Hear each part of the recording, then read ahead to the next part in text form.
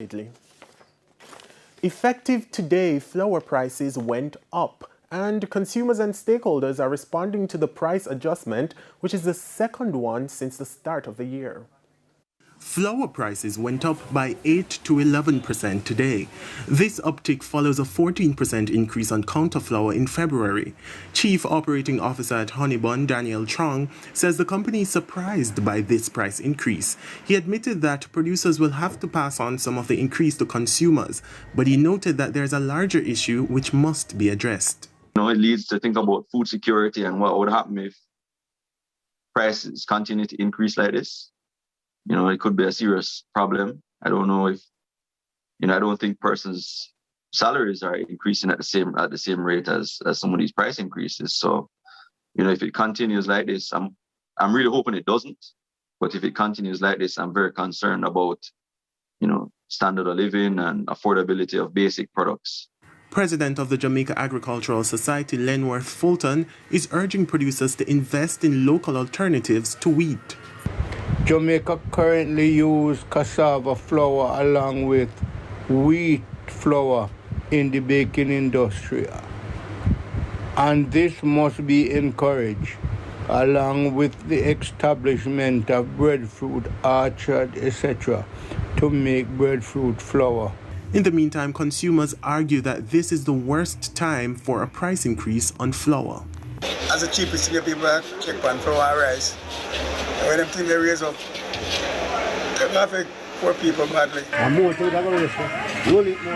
Why you say that? Yes, because everything them say, they start blaming gas prices and all that. Look out the tax next. This would be the worst time to put an increase on flour. Something as basic as flour is something that people use constantly, daily. And I'm just me alone to have it, because I think they can't eat flour right now, but you know they have it the whole country. So then I've been trying to raise it today. Cut it back down till the disease gone, then now we can have a different thing talk for enough people are going to suffer.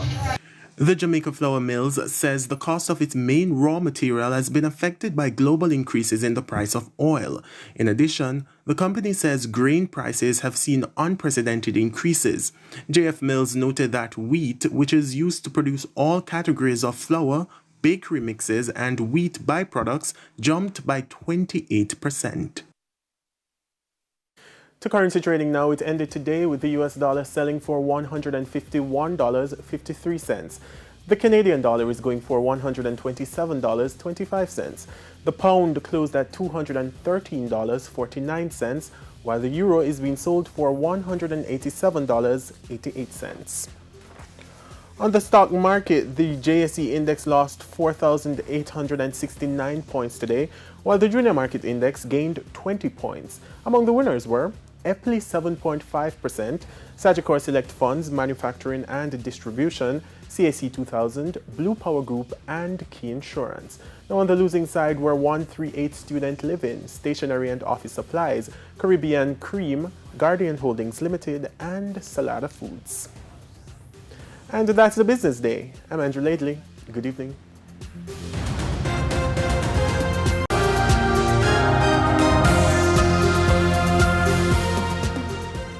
Welcome back to Primetime News, and a special welcome once again to our viewers on onespotmedia.com.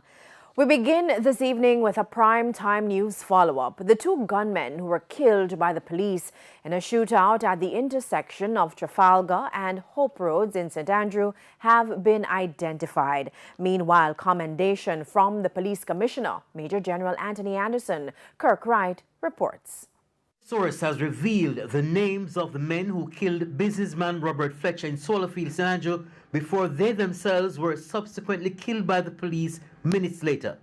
One has been identified as Richard Green from Solarfield, and the other is known only as Ramon from De La Vega City, Spanish Town in St. Catherine. Green, we understand, was on bail after being charged with murder 2 years ago. The third man who escaped is yet to be identified. Meanwhile, a day after fatally shooting the two men, the police are basking in their success. We've been working on building out our capacity for the past 3 years, and building the platform in which we can deliver better policing. The top cop himself, in a video provided by the police to our news center, says after reviewing several video footage of Monday's incident, he's convinced the continued efforts to train and modernize the Jamaica Constabulary Force was on display during the confrontation between the police and gunmen. We had officers respond to a call. They responded in a measured way. From what I saw on reviewing the video, and there's a number of angles and footage that we were looking at. At this point, from an initial review, the way the officers moved into position to stop the vehicle, although it was stopped in a line of traffic, to engage the vehicle or the people in the vehicle and get them to surrender themselves and to effect an arrest, they were positioned so that they could respond in the event that the gunmen opened fire. Amateur video footage captured by a motorist shows aspects of the cops' response to criminals. The police commissioner feels the response was appropriate. Of course, even though the car had been identified and we are on cameras, we're tracking it, those officers still have a responsibility to ensure that that is the vehicle that actually was carrying the gunmen. So they can't be overly hasty in how they conduct themselves. They have to make sure, firstly, and then they have to give those persons an opportunity to surrender themselves. And that's what they did. Unfortunately, the gunmen in there opened fire. The commissioner says it was a combination of human and technological intelligence that helped the police on Monday. He said the network of CCTV called Jamaica Eye helped provide direction to the policemen on the ground. He stressed it will be strengthened along with the quick response teams which tracked the killers. And we'll be doing more of it in Kingston. We're looking at Spanish Town, we're looking at Maypen and other urban centers. So it's definitely a part of the planned capacity building and rollout exercise. In the meantime, the police are keeping watch on the Swallowfield community where the businessman was killed on Monday. Kirk Wright, TVJ News. And in another primetime news, a follow-up, Omario Nelson, the 20-year-old man who is charged with buggery of a 5-year-old boy in St. Anne, was offered bail in the sum of $300,000 when he appeared before the St. Anne Parish Court this afternoon. A 24-hour curfew order was placed on him. As part of his bail conditions, Mr. Nelson must reside in another parish and not interact with children. He should only return to St. Anne to attend court. Senior Parish Judge Yvonne Facey also ordered that the accused undergo a psychiatric evaluation. Mr. Nelson is scheduled to return to court on July 27. Children's advocate Diane Gordon Harrison has condemned the killing of a 14-year-old female of the Jonathan Grant High School in Spanish Town, St. Catherine. The teenager, who's been identified as Danisha Cooper, succumbed to injuries sustained during a stabbing incident in Kitson Town, St. Catherine on Sunday. She died at the Kingston Public Hospital yesterday. Her alleged attacker, with whom it's reported she had a sexual relationship, is in custody. It's believed she was stabbed after a breakup. The children's advocate reacted to the incident.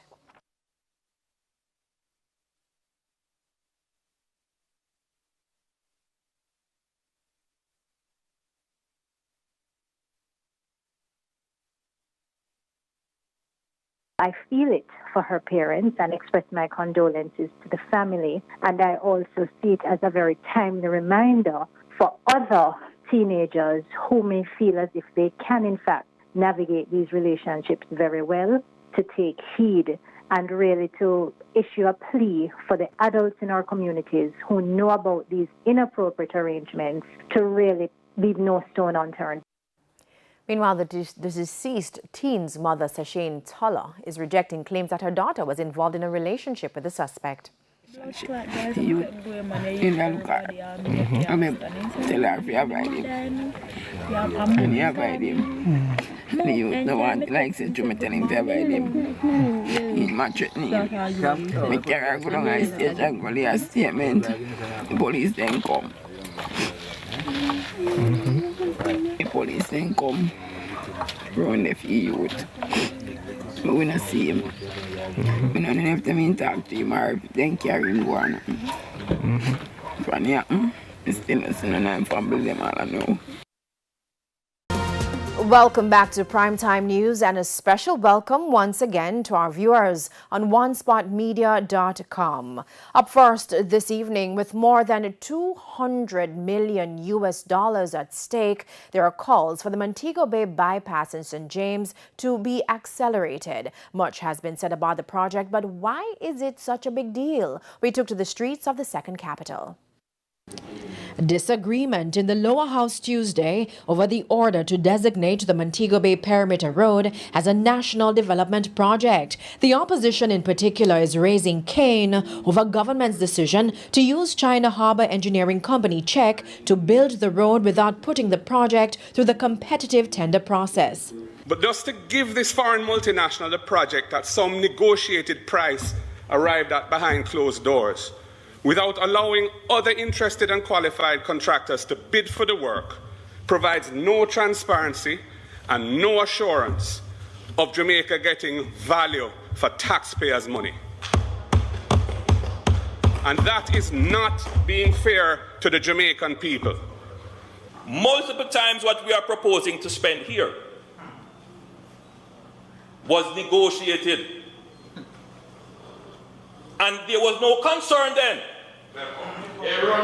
that there was any concern about value for money.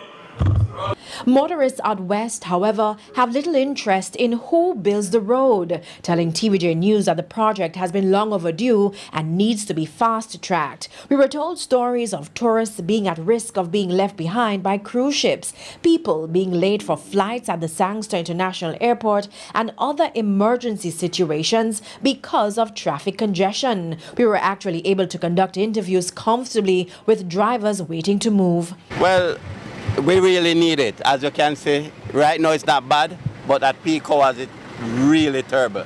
So based on my opinion, we can't wait. It's something it needs to happen like tomorrow. When you go straight in the grill, you know, or them where they will help, you know, see it? Because right just now, it clog up all the while, you know? More car, too much car. Right now, because of the traffic, it's hard to get out of the town at a certain time. Coming out of the town, getting into the town is ridiculous. You understand?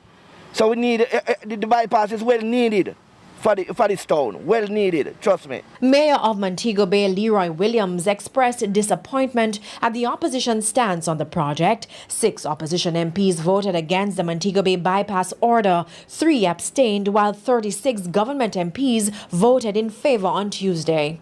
There have been stakeholders meeting, there have been community meetings. The design and acquisition and alignment have already been done. So I cannot understand why the opposition has voted against the perimeter road. The mayor argues that easing traffic congestion aside, there are other opportunities once the project is completed. It will contribute to the total development of the city of Montego Bay, because for one, it will open up areas in the interior, and it will be critical for our housing solution. So I am looking forward to this perimeter road. Construction of the Montego Bay bypass is slated to begin in 2022 at a cost of $220 million.